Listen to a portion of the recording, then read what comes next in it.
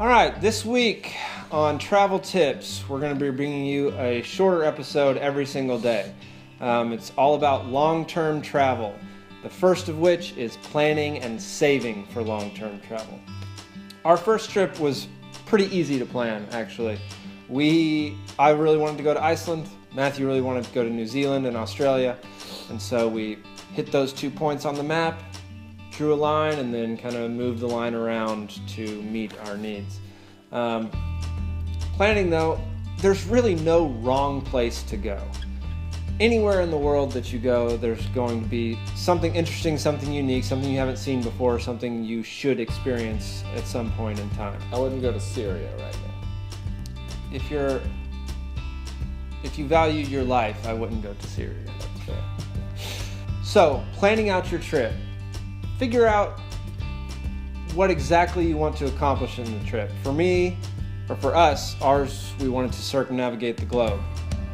And from here on out, they're going to be shorter trips because we decided that 10 months together was too long. 10 months with anyone is too long.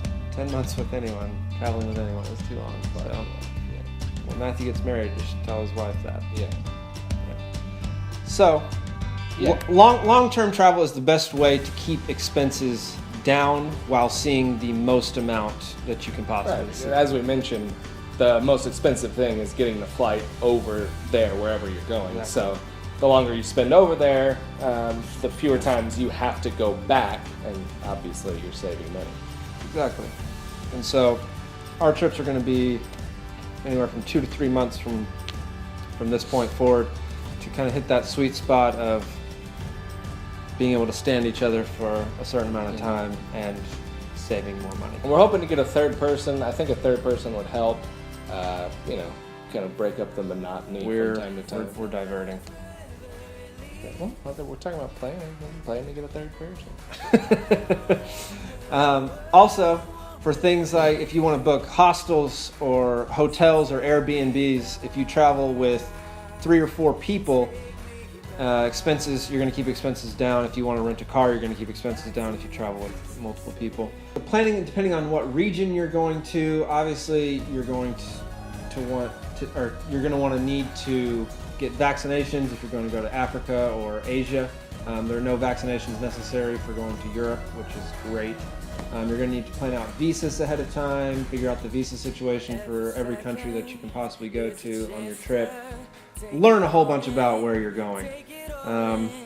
Set aside a little bit every single day. There's some bank accounts, some banks that do this for you that are really helpful in doing so. Simple is the one that we use, and it's great.